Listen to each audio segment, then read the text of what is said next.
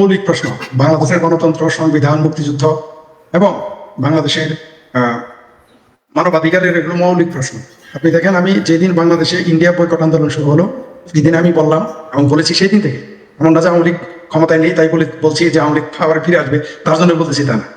যেদিন বাংলাদেশে প্রথম ইন্ডিয়া বয়কটের ডাক দেওয়া হলো প্রকাশ্য এবং দেশের বাইরে থেকে একজন, আমেরিকা থেকে একজন ইউটিউবার এবং ফ্রান্স থেকে, তখন আমি বলেছিলাম যে বাংলাদেশে এই ইন্ডিয়া বয়কট একদিন হিন্দু বয়কট বা হিন্দু খেত আন্দোলনের রূপ নেবে এবং প্রতিদিন যাচ্ছে সেটা সুস্পষ্ট হয়ে আসতেছে। আমি সেটা রেখে দিলাম।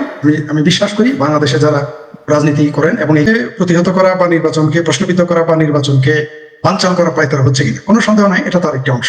এটা তো কিছুই না, সামনে তারা যা করবে আমি আপনাকে, আমি তো আর জ্যোতিষ না বা আমি তো শুনে আসি নাই, কিন্তু আমি অনুমান করতে পারি সব রাজনীতি, আমার অভিজ্ঞতা, আমার বয়স, আমার এক্সপিরিয়েন্স, আমার চিন্তা ভাবনা এবং এদের স্টাডি করে আমি যা দেখতেছি যে এরা খুব শীঘ্রই, যাতে বাংলাদেশে নির্বাচন না হয় তার জন্য কেবল নারী নির্যাতন, সংখ্যালঘু নির্যাতন বা আওয়ামী লীগের উপর নির্যাতন বা বিএনপির নামে চাঁদাবাজি, আপনারা দেখবেন শুধু আওয়ামী লীগ বা এই নারী নির্যাতন বা সংখ্যালঘুর বিষয় আপনি দেখবেন বিএনপিকে চাঁদাবাজ অলরেডি কিন্তু কয়েকটি দল বিএনপিকে চাঁদাবাজের দল হিসেবে, চাঁদাবাজির দল হিসেবে প্রতিষ্ঠিত করার জন্য উঠে পড়ে লেগে গেছে।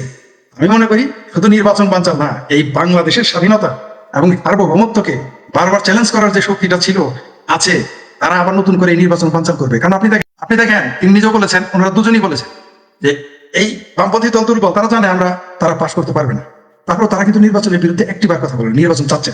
তারা জানে যে জামাতের সাথেও পারবে না, এমনকি চরমনায়ের সাথেও পারবে না যদি ভোটাভুটি হয়, তারপরে তারা নির্বাচন চায়। কিন্তু কেন চরমনায়ের পীরেরা নির্বাচন চায় না, কেন জামাত নির্বাচনের তাল বাহানা করতেছে, সন্দেহ তো আমাদের বাড়বে।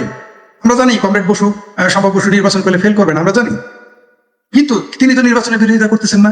আমরা জানি আমাদের এখানে যে কমরেড সাজ্জাদ সাহেব আছেন, তিনি হয়তো পাশ করবেন না, কারণ হলো যে এই দেশে তো মৌলবাদী রাজনীতি এত প্রকট, এই দেশে সাম্রাজ্যবাদী এইভাবে ছড়াই গেছে যে বাম রাজনীতিকে মানে তছনছ করে দিয়েছে, যে তারা পাশ করতে পারবে না। কিন্তু তারপরে তারা নির্বাচন চাচ্ছেন, বিএনপি নির্বাচন চাচ্ছে, কিন্তু দেখেন আপনি দলগুলো নির্বাচন চাচ্ছে না।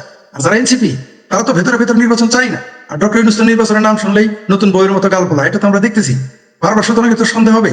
আপনারা যে নারী নির্যাতন মুরাদনগরের কথা বলেন, সেই ঘটনার পরে আরেকটা যে কমরেড মাসুম, যুবলীগের যুব ইউনিয়নের প্রেসিডেন্ট, আজকে একটা পোস্ট দিয়েছেন কিছুক্ষণ আগে, আমি দেখলাম, মানে আমার টাইমলাইনে চলে আসছে, আমি দেখলাম যে বরিশাল বলায় মানে আপনার মেইন রোডে একজন নারীকে পাওয়া গেছে, তাকে জালের মধ্যে বিছিয়ে, জালের মধ্যে প্যাকেট করে, কাপড়ে প্যাকেট করে রাস্তার পাশে ফেলে রেখেছে। জনগণ পুলিশকে ফোন দেয়, তারপর পুলিশ এসে তাকে উদ্ধার করে এবং মুমূর্ষু অবস্থায় তাকে হাসপাতাল নিয়ে যায়। তো এই যে বিষয়গুলো অবশ্যই কোনো সময়, এমনকি আজকে বিএনপির যে সাধারণ বিএনপির যিনি মহাসচিব, তিনিও কিন্তু প্রশ্ন করেছেন, নাম ছাড়া করেছেন, তিনি উপদেষ্টার নাম নেন নাই, বলেছেন একজন উপদেষ্টা এই সমস্ত ষড়যন্ত্রের সাথে জড়িত থাকতে পারে, এই ধরনের ক্লেম তিনি প্রায় করেছেন, তার বিবৃতিতে এটা এসেছে।